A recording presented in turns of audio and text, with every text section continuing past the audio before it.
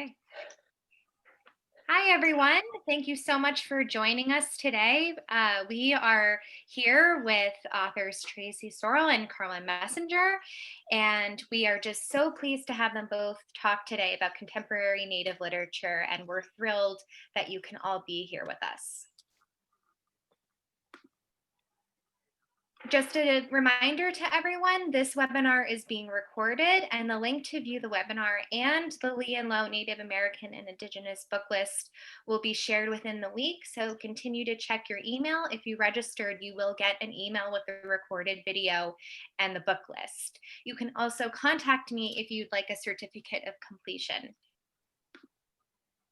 And so for the agenda today, we will all introduce ourselves, and then Carla and Tracy will go into their book talks, share a little bit of inspiration behind their books and why they wrote their books. And then they will both share their expertise and insight, which they have generously agreed to do for us today. And we are so thankful to them for that. And then we'll talk about contemporary Native literature in schools, libraries, and other relevant settings for your work and advocating for titles in your schools. Then we'll go into some Teacher's Guide activities from the Lee and Low Teacher's Guides that are offered for free for both their titles. Then we'll go into general resources and our book list, and then we'll conclude with a question and answer. So I am Katie. I am the Senior Literacy Specialist at Lee and Low Books. I develop the teacher's guides and educator resources for our titles. I also work with university professors and nonprofit organizations on incorporating diverse literature into their programs. Prior to Lee and Low, I have worked as an educational researcher, a teacher, and a literacy instructor. And I have my master's from Bank Street College of Education in Literacy and Childhood General Education. And again, I am so excited to be here with you all. Osio, Aya Tracy, Dagodoa, Jijalagi. Hello, I'm Traci Sorell. I'm a citizen of the Cherokee Nation, and I write fiction and nonfiction in a variety of forms for young people. I am thrilled to have co-authored with my late friend Charlene McManus the American Indian Youth Literature Award winning title, Indian No More. It talks about a period, termination, and relocation that is not taught in our K-12 programs. And so I'm happy to represent that title, but just talk more broadly today about contemporary Native American representation in literature. But previously, I have not been an author all my life. I worked as a federal Indian law attorney and advocate in DC, but I'm coming to you live from the Cherokee Nation Reservation in northeastern Oklahoma, where I now live with my family. Wawamagosing Needus, greetings friends. I'm Carla Messinger. I'm a Turtle Clan Lenape from Pennsylvania. My family's been here for thousands of years. I directed and founded a museum historical society many years ago. Presently, I'm the director of Native American Heritage Programs. We work with preschool, school-age, special education, adult, senior citizens. We go into libraries, social clubs, and the like. For many years, I did programs on behalf of the Pennsylvania Humanities. I have a variety of programs for children. I have a website you're going to find out later on with lots of information that can help you. Great. Thank you. And again, I want to reiterate my thanks and gratitude to both Tracy and Carla for dedicating a lot of time and energy to this webinar today. And we will get to hear about their amazing books and all of their knowledge that they are going to share with us. So with that, we'll start with Indian No More. Indian No More is, as I said, written by my friend who passed from cancer on May 1st, 2018, Charlene McManus. She is Umpqua and a citizen of the Grand Ronde tribes in Northwest Oregon.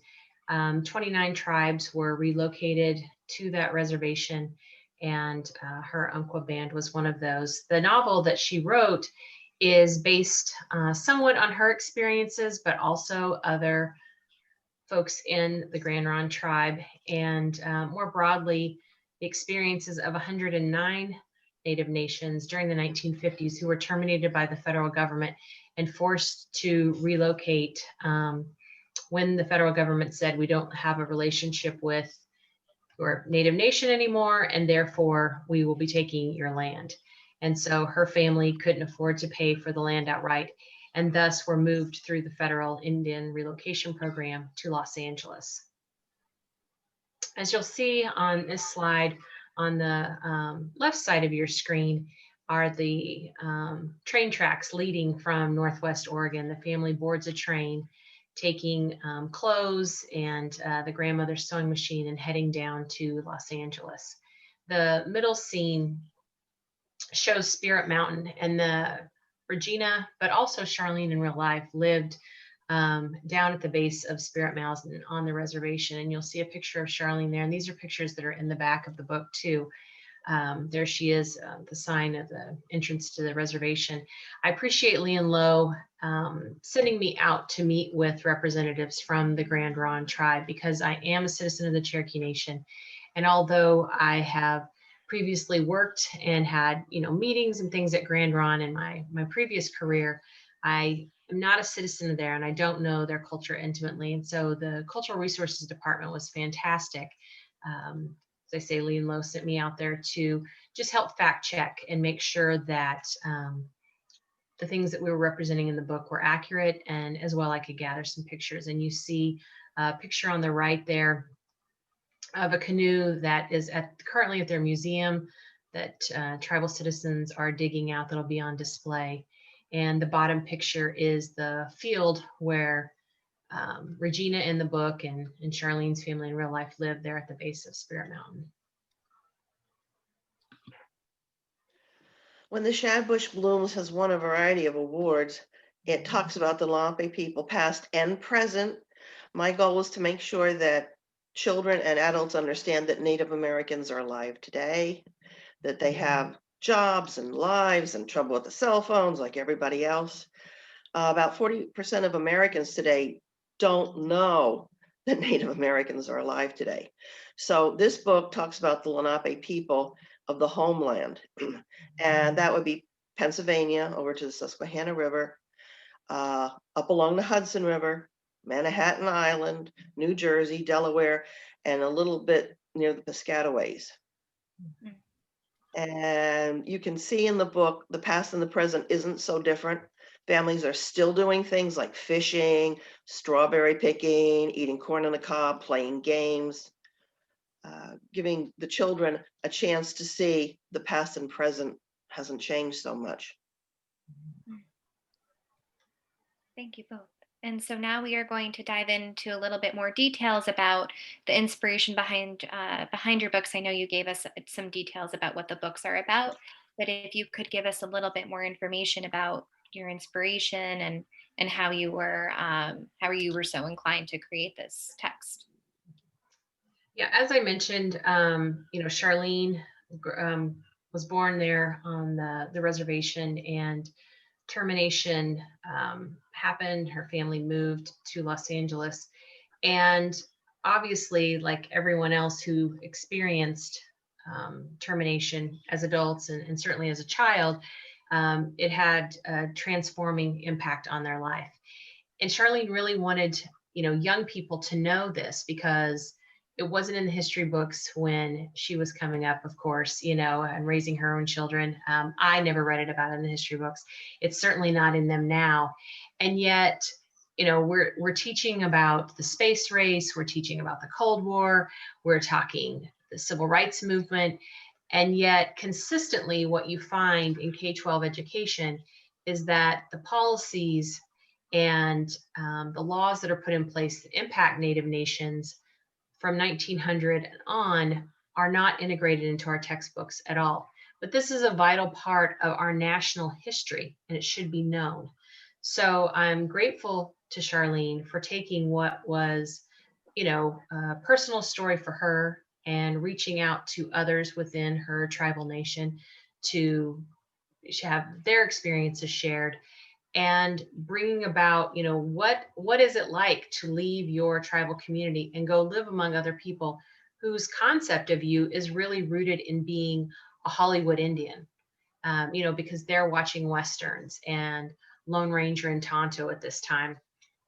And what is that like? And in many respects, unfortunately, the book resonates a lot with kids now, because a lot of those same things are still in the cartoons. They're still depicted in TV shows today. And that's starting to change, and it's a welcome change. But there's a lot of old stereotyping that we still bring forward and carry forward today. So I'm grateful for this story bringing something historical to the present, but also it's something that kids still see happening today. Thanks, Tracy. Well, as I said before about my book, I wanted people to understand things really haven't changed, and the people living here in the United States actually live a Native American life way. They're living here on the land, so there's towns, rivers, streets, roads that have Native names. They're eating food, not just corn, beans, squash, and pumpkins, but other Native foods. You don't see signs in a grocery store about that. And a lot of people, especially in my area of Pennsylvania, still carry on different traditions. I try to explain to people that when the settlers came here from other places, the explorers and then the people settling in, their ideas were different, their values were different, everything was different. And one of the hard things to get through to them was the small fact that you get wet more than once a year for your birthday. We always knew where the new neighbors were. You just wanted to stay downwind of them, outwind and far enough away. So that's a tradition. If you get more than one bath a year for your birthday, you're living a Native American lifestyle. And there are also little things too that people still do around here that is a Native tradition that you don't find in other states. Wow. And so now we're going to talk a little bit about what to look for when we're examining contemporary literature. And Carla and Tracy are going to share some of their insights with us. Well, when you take a look here, you can see the grandfather telling stories. The picture of the past still had the grandfather telling stories. So you need to see Native people living like you do, because we do. A lot of children that go to school in your area could be Native children, but they're not going to share with you because of discrimination. So, it's hard for you to figure that out. But the characters have to be real and contemporary. You have to not have stereotypes, not talk about just in the past. We're alive today. Take a look at the author and the illustrator and how it portrays the Native people.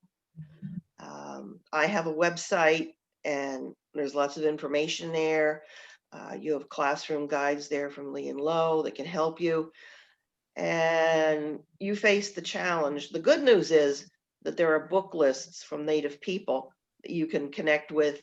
You'll see book lists later and get you on the right path.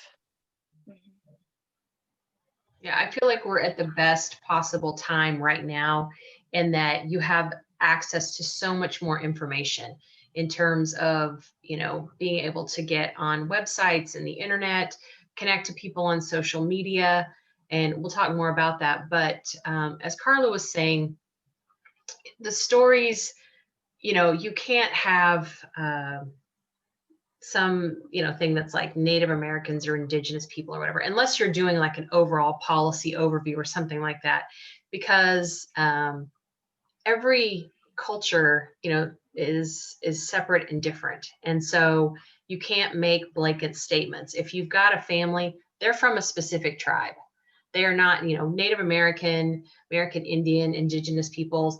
That's a collective that we use to fill out census forms to group people together.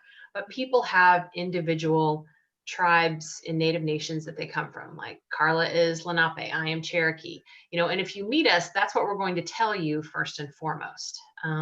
So the books that you are selecting should not say, oh, this is based on a Native American tale. There's no such thing. That story is coming from a certain tribe, and there's a certain tradition that goes with it, etc. When someone's telling a story. So those are kind of things to look for as well. That's really, I think that'll be really helpful to our audience.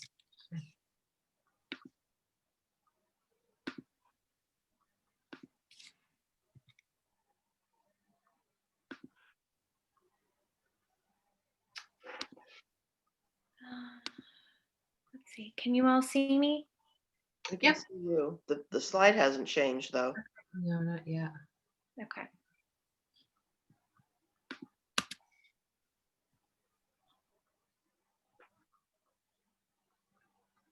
What's the next slide? And we can go ahead and start talking about it. It's the stereotypes, or if we want to talk about, dispelling myths and stereotypes. Mm. Oh yeah. Well, I mean, this country was founded on those. And Carla, do you want to start on that? Well, I've put lots of resources for the teachers and parents on the website, like why no mascots and things like that, so that they have an idea of how they can arm themselves mentally and emotionally and say, well, this mascot's inappropriate and why, and have a help there. I also have one on myths and things like that, like Little House on the Prairie. Remember that one? Okay, so I have a little blurb about Little House on the Prairie and how it really wasn't realistic and all that. My daughter loved the book, and when we went out west, we got to Sleepy Eye, and we found out Sleepy Eye was named after the local Sakima chief, who had severe allergies, which is kind of fitting because I do too. And his eyes lids were droopy, and it made it look like he had sleepy eyes. So that you don't find out in the book. You don't see how Native people lived. They're just moving the story along. I think the focus on just not having fully realized characters and Native Americans as just a shell, what Lorena Guzman from Disrupt Text, she's an educator in Austin, said a couple of weeks ago at the SLJ Summit really struck me. She said, we need more books by people who are climbing the mountain and not those in the helicopter observing. And what you find in books that are written by non-Native authors is that helicopter effect. And a child from that tribe that the book is about picking it up, or an adult even, looks and reads that book and knows it's not for them. It's written for someone that's not from that tribe, that's not Native. And it's a concern when there's not that care taken. And I'm not saying that non-Native people can't write compelling works about Native people, but very few take the time to really do the work. And it takes time to do the work. It takes time to develop the relationships and get things correct. I tell, I have a son who's in elementary school, and I tell him, as well as when I'm going to school visits with kids, it's like, if Wikipedia and Google are all you're using for resources about us, that's concerning, because the majority of images you'll pull up on Google are us pre-1900. Well, we're well into the 21st century now. So, you have to look at, are you going to the tribe's websites? Are you looking there for representations of culture and trusted information? So, when you have people who aren't doing that kind of homework, as well as others who think that we're extinct, it's problematic to be relying on Little House on the Prairie, Paul Goebel books, all these other things that do not present accurate information. And it helps children see us as only existing in the past and not here today, in your classroom, in your neighborhood, as your colleague. Over 7 in 10 Native people do not live on their tribe's lands. They're in cities, they're in suburbs, they're in rural areas.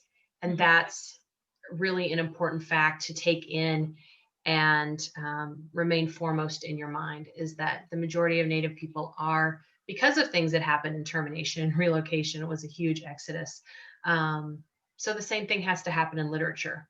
You know, we have to get past this is a Native tale, to who is this from, who's writing this, and what do you see in the book that lets you know, and what can you find online about these creators and where this story came from, to know that people have done the work necessary, that they are climbing the mountain in essence and telling you the story, and not sitting in the helicopter observing.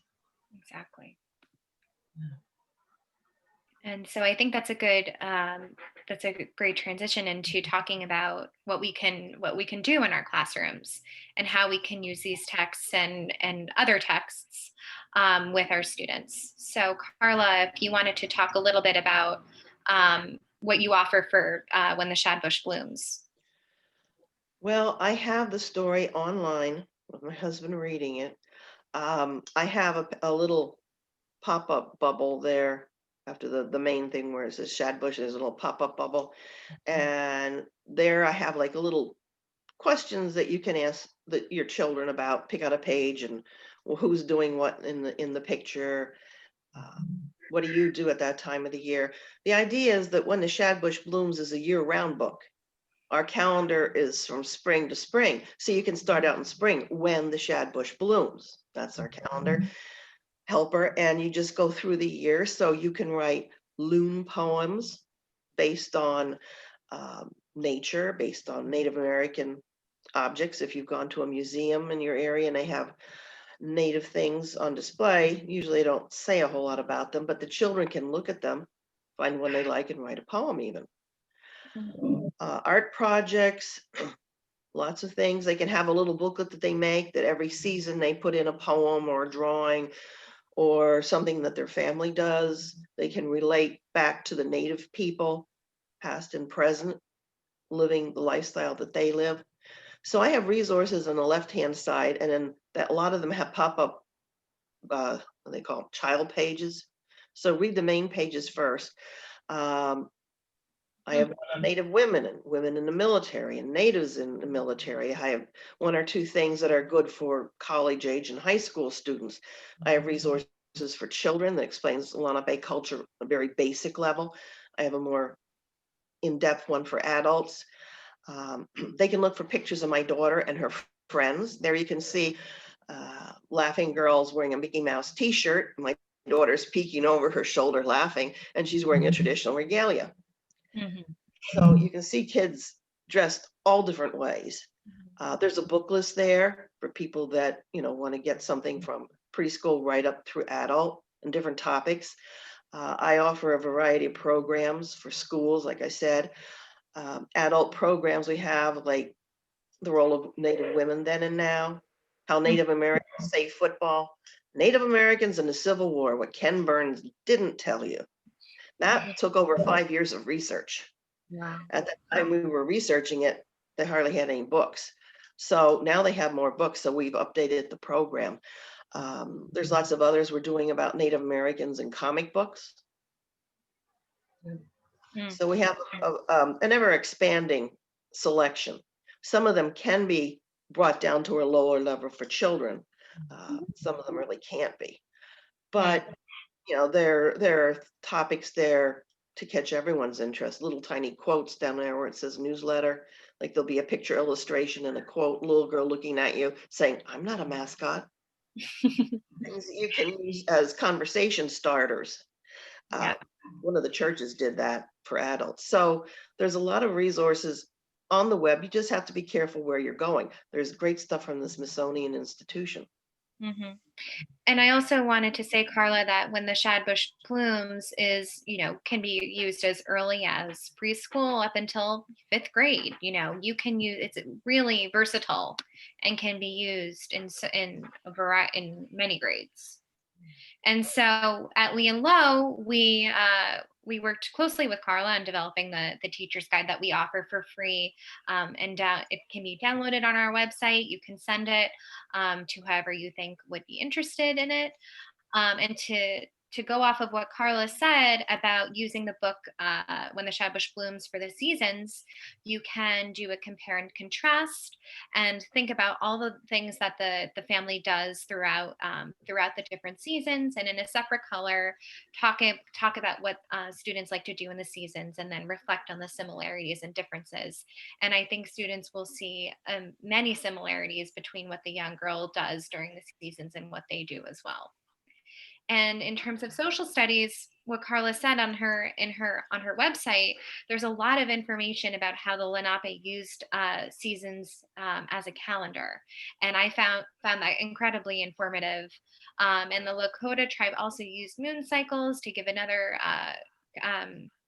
comparison. So encourage students to continue to research additional tribal nations and how they used calendars. And so there are many more questions and activities in this teacher's guide. I just kind of wanted to give you a snapshot of what's offered. So go to our website and you can check it out on the When the Shadbush Blooms product page. And now Tracy will talk a little bit about more what she has to offer. Sure. So for Indian No More, we're just wrapping up the Global Read Aloud. Got a couple more weeks of that this month. And so I know a lot of folks have been on Lee and Lowe's website looking at the book. There's wonderful discussion questions.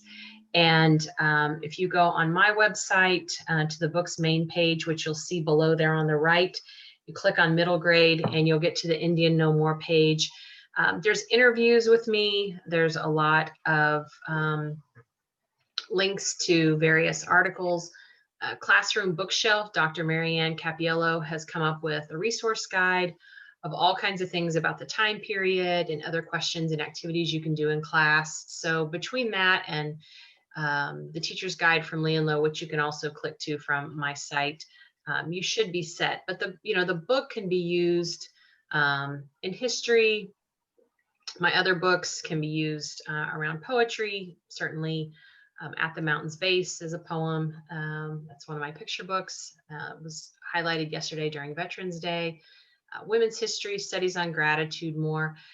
My whole point in writing fiction and nonfiction is to not only help Native children, whether they're Cherokee or others, see themselves depicted in contemporary trade publications, but also to assist teachers and librarians to have relevant material to share. And thankfully, there are tons of other Native authors and illustrators who, I feel like we're at a critical mass place where there are just more and more people coming into the industry. And again, because of the lack of inclusion in K-12 curriculum, our work is critical. And so I feel like it's a great time if you are a teacher or librarian, because you just have more and more options that are created by people from Native nations that are, have been out in the last, several years, and there's a lot more on the way. Yeah, continuing to increase. Yeah, absolutely. And so in the Indian No More Teacher's Guide, again, I worked with Tracy on this as well, but you can extend on how Regina learns to sew from her grandmother. Her grandmother is a really important and special person to her. And you can have students pick a family member who has a specific skill and interview that family member about why they learned that skill and why, and then connect it to the relationship with Regina and her grandmother. In terms of social and emotional learning, there are many social and emotional learning connections that are present in Indian No More. Specifically about stereotyping, you can go into more in depth about and extend on what's featured in the text about what ideas the young children in the book have about Native people that aren't true for Regina and her family, and talk about how Indian No More explores stereotyping and how the characters navigate these issues and what they experience emotionally. And now we're going to talk about advocating for and using contemporary texts and different resources that you can use and take advantage of. Yeah, I think again, you're at a great time because you have the ability to jump on the internet and have access to, as Carla was saying, book lists. Native authors and illustrators are coming out with books all the time. Almost every season, there's at least 1 or 2 releases. So, just this fall, and just a few weeks ago, like We Are Kind by Monique Gray Smith, who publishes lots of wonderful picture books, middle grade, etc. books just came out. There are a lot more graphic novels that are coming forward. So just, look at the book lists and start following those folks on social media. They'll let you know when things are coming. We're good about cross publicizing each other's work. And I'm on Twitter at Traci Sorell. I'm also on Instagram. And certainly if you are on my website, you can sign up for my newsletter. I definitely try to keep people updated with that. Our books are being covered in trade journals. So if you read School Library Journal, if you're looking at, Kirkus, Publishers Weekly, if you subscribe to the Children's Bookshelf and Publishers Weekly, you'll see the rights report. That will tell you the books that are coming. I track a lot of things that way for folks that I don't hear from individually that they've got things coming. Certainly, Drs. Debbie Reese and Jean Mendoza. I'm sure you all know about the American Indians and Children's Literature blog. You can subscribe to that, and they have usually monthly posts, sometimes more frequently. The American Indian Library Association, you see that at the top of your screen there. They have biannually, they will announce their American Indian Youth Literature Award recipients. And as I mentioned, Indian No More won their middle school category back in January for 2020. But they will select picture books, again, middle grade and young adult. So they are looking at books that are representing the culture accurately. That's a great place to start if you want to expand your collection from kind of a trusted source. These are people that are, working in tribal communities, some are tribal citizens themselves, but they, are tracking the literature and they're evaluating it and making sure that it's an accurate representation. So there are definitely trusted sources on the web that you can access. Thanks, Tracy. Mm-hmm. And Carla, did you want to elaborate on some of your ideas as well? Well, the National Museum of the American Indian has a great selection of resources and pictures, projects for teachers to do. When you have kindergarten and first grade and the other grades, you'll probably get handed a box full of stuff from a teacher from way back in the 1920s. And they'll have paper vests and macaroni necklaces. Please just put them in the box, put them in the corner, and eventually you can put them in the trash. They have no relationship to Native people. They look pretty bizarre. There are words, like I said before, people speak the Lenape language around here. Tomahawk comes from Tomohican, which is a Lenape word. Mm-hmm. Ska'aka is skunk today. That's been changed a little bit too. So people don't realize they're using the language. Mm-hmm.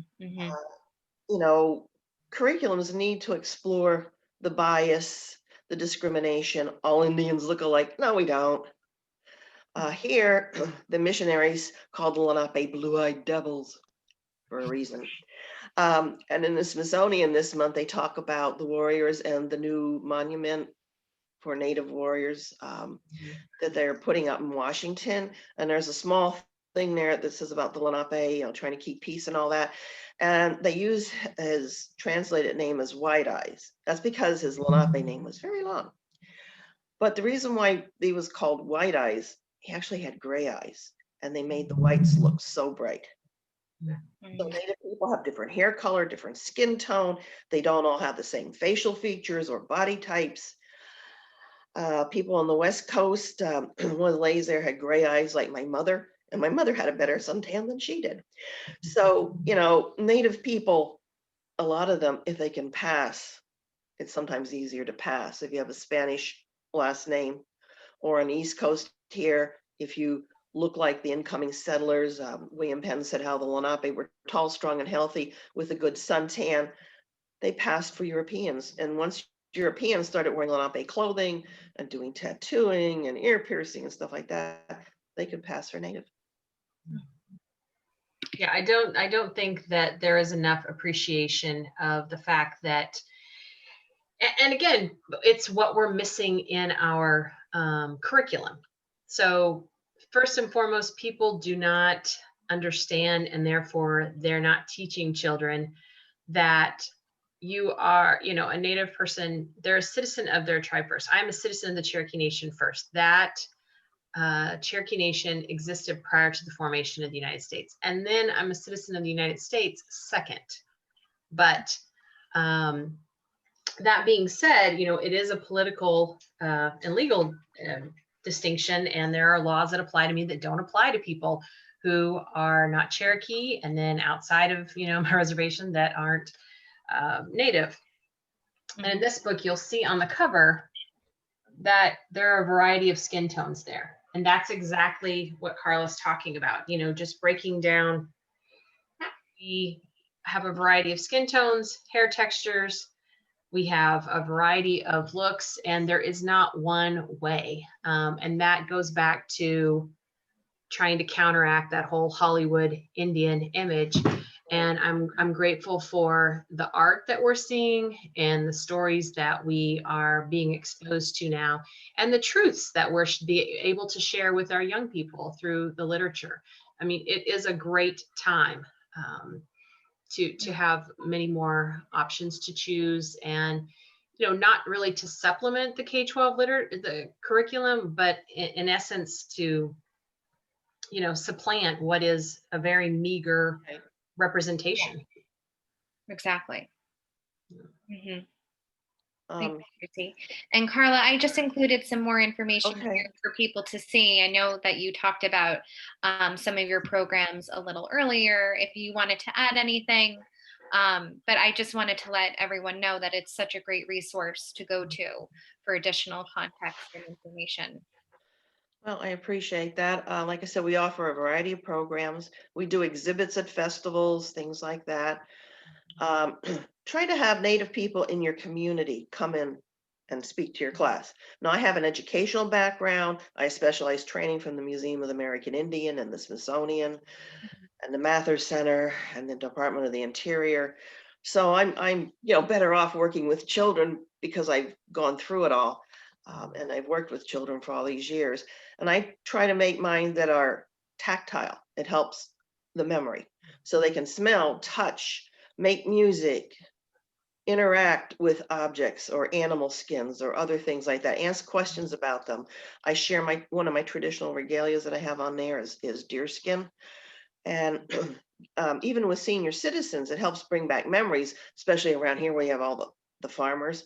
And they'll remember as children, they had, oh, we were in the field and we found arrowheads and we found this and we found that. And so it helps bring back the memory and the stories that they tell about their life when they were kids on the farm. So I get to hear some really great stories. And the children get really enthusiastic because they've never seen real animal parts. How often can you pet a skunk or a bear? Not a good thing to do.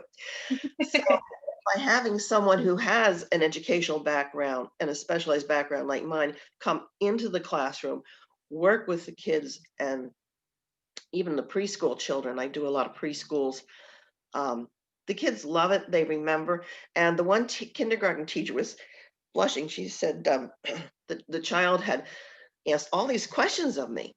You know, they didn't have TVs. They didn't have this. Settlers didn't have either, right? I went through the whole thing. I said, that's right. Very good. She said, I'm just checking. That's why the teacher was blushing because, and another parent said, were you there for the whole day? And I said, no. She said, my daughter hasn't stopped talking about the things that she saw and the things that you said. And these are like first and second graders. So if it has that impact on a young child, it should have an even bigger impact on an older child. Yeah.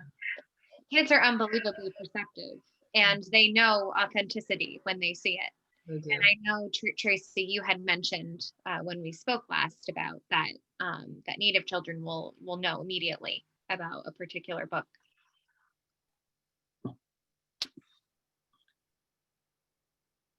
And so we wanted to share some literature resources that Tracy and Carla had spoken about. But feel free to take a screenshot, take a picture of this. These are blogs and websites, resources, and award and review journals that we all compiled, and that you can use to conduct further research and continue on your journey of adding more contemporary Native literature into your respective programs or your classrooms. I don't know if you wanted, Tracy or Carla, if you wanted to call anything out in particular before I move on to the next slide. No, I know we've got lots of questions. I can see them in the chat. Yeah. Yeah, so we'll get to Q&A. And here's some Native authors and illustrators on social media, Tracy at Traci Sorell. And then you can see lots of other authors and artists and illustrators. And like Tracy said, if you follow them, you'll stay up to date and also learn about other, cross sharing between authors and illustrators as well. And so we also have at Lee and Low Books, it's not just contemporary. It encompasses, more than just contemporary, but it's just our Native titles that we offer at Lee and Low, from leveled readers all the way up to middle grade and young adult. So as When the Shadbush Blooms is a picture book, and Indian No More is a middle grade novel. And at Lee and Low, we've always been proud to showcase stories from Native voices that have been historically, underrepresented or misrepresented in literature. And you'll receive this book list in an email. And you can also go on our website. We have collections there for you to peruse as well. And so now we're going to jump onto the question and answer, and Tracy and Carla will both join in answering questions. And so our first question that I got from the pre-registration is, how do you suggest tackling issues of mascots in schools with younger students? Our sports teams are the Mohawks, and the mascot is a Native American man. There have been discussions about changing it for years, but with little to no results. Well, I have that resource on my website about why you shouldn't be using mascots. You can use that to help launch a campaign. And, there's others. Indian Country Today is a Native newspaper. They have articles and things like that too. So you can have a background. So before you talk about changing it, you have a background ready to go, and you have your talking points laid out for you.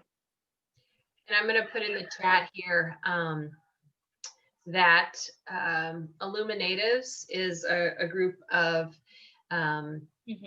Indigenous activists from a variety of different tribes who have compiled a lot of research on how mascots are harmful to our youth and our kids. And that's really the approach I would take, is what is the impact to not just your Native students in the classroom, but your non-Native students? Like, how are you impacting the educational environment by having a mascot that in essence objectifies one of your student populations? And even if you don't have a large Native student population at your school, what are you contributing to in maintaining a mascot? Certainly those children are going to grow up. They're going to, become members of their community in leadership positions within business, maybe elected officials, within schools, faith communities.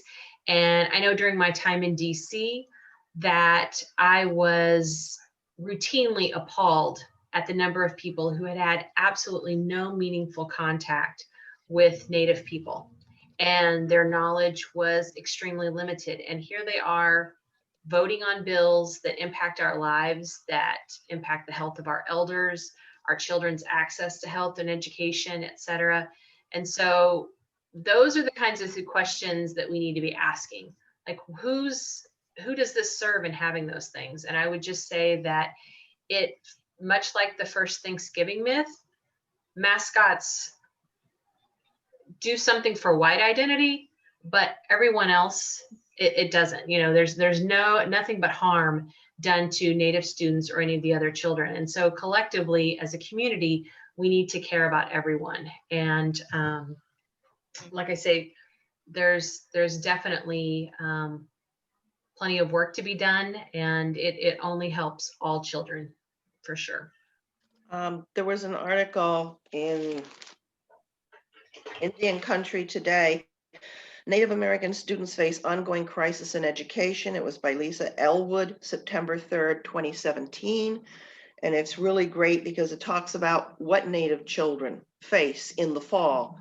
You know, new school year and right away, sports and Thanksgiving and Halloween and all those crises in between. So Carla, that's, do you mind sharing the name of the article again? I'm sorry. it's Native American students face ongoing crisis in Okay. education. And it says racially and culturally insensitive and incompetent educators continue to be a problem from Native American students. Mhm. Lisa Elwood, spelled ELLWOOD, September 3rd, 2017. Okay, great. Thank you so much. Next question. How should we balance selecting stories that show Native American joy while also acknowledging the history of oppression that Native Americans have faced in the United States? I don't want the text I choose to just be focused on the trauma and oppression of Native Americans, but I don't want to gloss over that reality. A lot of that depends on the age of the students too. Yeah. Little, young kids won't. My book talks about things in common, so that if you start out with things like that and move forward as they get Mhm. older through the grades, you can integrate that in. Mhm. And I was going to say, children can handle things at ages sooner than we think, because, certainly what's happened to them this year, right? They've had to deal with very much life and death situations every day, and thinking about that. And so to Carla's point, you can read a story like When We Are Kind, which is very much a kinder, kind of gentler story. At the same time, you can talk to them about how lots of different tribes do not currently reside in their homelands because of forced relocation. And that was a policy of, foreign governments. And then later, after the formation of the United States, they continued that, moving people, forced relocations elsewhere. That's not something that kids can't understand. We have people that are being forced out of their homes, indigenous people who are being forced out of their homes in Central America and Southern Mexico and are ending up on our border as refugees. And so displacement happens, and kids very much can understand about having to move. So it's just a matter of how the language you use around sharing that story. Mm. So speaking of language, we have time for a few more questions, and an iteration of this question came up a few times. Mhm. But is there a resource for what the correct vocabulary to use is? What would you suggest? For example, I say Native American author from the blank nation, but is using tribe acceptable as well once we've discussed the importance of using the nation's name? What do you both suggest? I mean, certainly, you can say Cynthia Leidig Smith, Muskogee Creek author Cynthia Leidig Smith, and our tribes use the word tribe. We use the word Native Nation, whatever the name of the tribe is. Like my tribe is the Cherokee Nation. Certainly that, like I say, as a collective, when you're talking about people more broadly across the country, you're going to use something like Native Americans or indigenous peoples or Native nations, et cetera, or tribes. But when you know that the individual's tribe, then you should definitely be using that when you're book talking the book, whoever the author and the illustrator is, et cetera. It's important to have that specificity and to talk about where those folks are from. Again, I currently live within my tribe's reservation. This is where I was born and grew up. I lived many other places since then, but this is not our original homeland. You know, we live on the lands of the Caddo people. We were forcibly removed from our southeastern homelands. So there's lots of ways that you can help educate your students and classes just by looking at who's creating the books and where they're from. Mm. Carla, did you want to add anything? One thing the teachers might be interested in doing, since every day is an Indigenous Day, is to have students pick a Native person, past or present, give a quote, give a little talk about that person, you know, who were they in history, what did they and their Native nation contribute, where were they located? And you could have that like once or twice a week, depending on how many students you have. That would get the students more involved with active learning and participating. You know, for kids have to give speeches in school and all that. You know, maybe they'll have a map and they'll show on the map where they were historically before and then today. You know, things like that to get them actively involved and thinking and learning. And, you know, what does that quote really mean? Nice. Okay.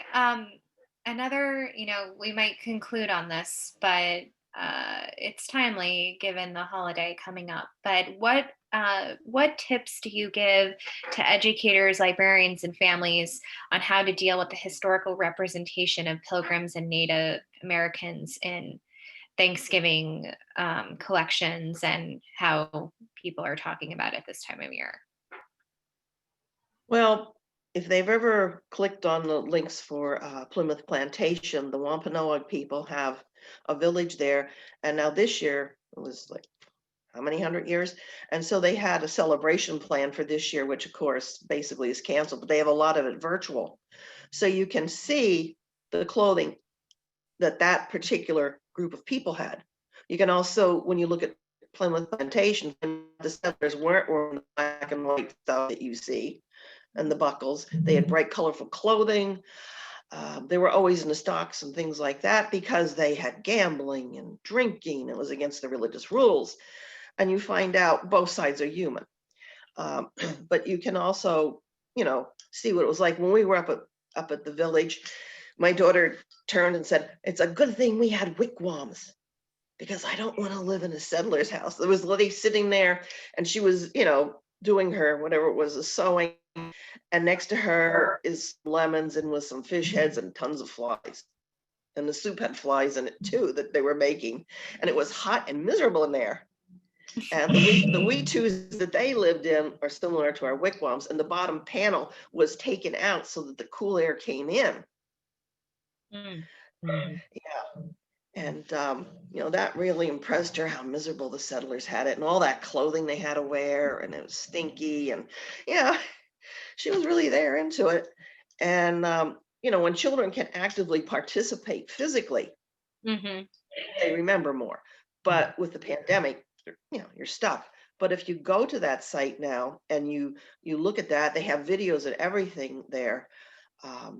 You know, even if you can't do it all with your children, at least you have that background and you can say, no, the picture we have in school is wrong. They're not wearing black and white clothing with buckles all over the place and a brown vest musket going on. Accurate depiction for the settlers is important too, because they don't get it. But this way you also find out what people really had for food and what they didn't have for food. Or, you know, I mean, people are thinking about pumpkin pie. I didn't have pumpkin pie. That's the thing, you know, I mean, I feel like there are so many myths that have surrounded the Thanksgiving dinner and those interactions. And if you go on the National Museum of the American Indians website, they have a whole curriculum set up called Rethinking Thanksgiving. Wonderful things you can download, videos to watch. So that's a very easy resource. Like Carla says, you know, she links to a lot of these things on her website. That's a wonderful resource. Indian No More talks about Regina, you know, on the reservation, they weren't celebrating Thanksgiving. This is a created holiday by white folks. And so she moves to the city, it's the 1950s, and they're like, what is this? You know, so they have a play at school. And She is dressed up as an Indian. One of the other kids' moms paints red lipstick on her cheeks. And I want to read just a little bit of what it's like when her mom and her grandmother, Chich, show up. And then they are walking home after the performance. She's walking home with them. She says, we all walked home. No one wanted to talk about the play, and I was fine with that. I tried rubbing the red stripes off my cheeks, but nothing worked. Once we got inside the house, Chich smoothed Mama's cold cream on them, and the lipstick came right off. But I wasn't sure I'd ever forget this day or what those stripes felt like. And that is the experience of so many Native children when they're asked to make the macaroni necklaces, put together construction paper, headbands with feathers, the grocery sack vest. It's all fake. And all it does is further stereotype and create a caricature. As Carla mentions, Puritans wore very colorful clothing. They didn't walk around in black all the time. That was their nice outfit. And you see that from their estate records. I was just doing an author visit webinar this morning with Kate Messner, who has a book in the History Smashers series called The Mayflower. And she debunks a lot of what has happened around that fictitious meal, the first meeting of the Wampanoag and Puritans.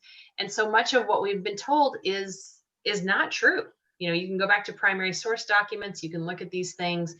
And our kids, we need to stop keeping that going in schools. Just let it go and focus on, gratitude and telling them the truth about what has happened previously. What is reality, and it's not the myth that we've been fed all these years. And certainly we don't need to have a new generation being forced to continue that forward.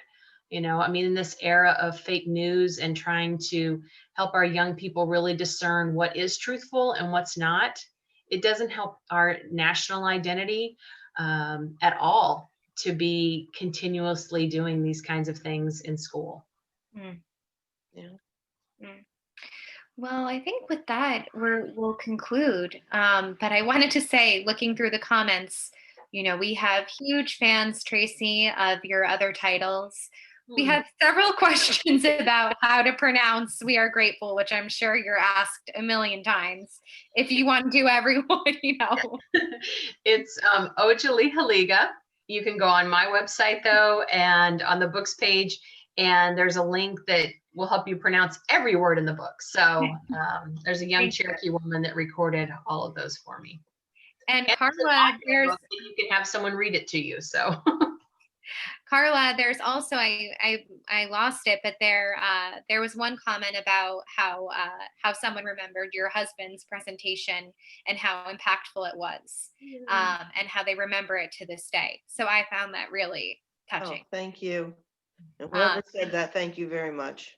Yeah, I'll be sure to send you that comment. Thank you. And so, yes, I want to thank you all. And everyone has said how valuable this was. So again, thank you to Tracy and Carla for sharing incredible information with us. And check out their books on our website. And hope you all have a great rest of your day. So thank you so much. Wado. Appreciate all of you being here and joining us. Thank you.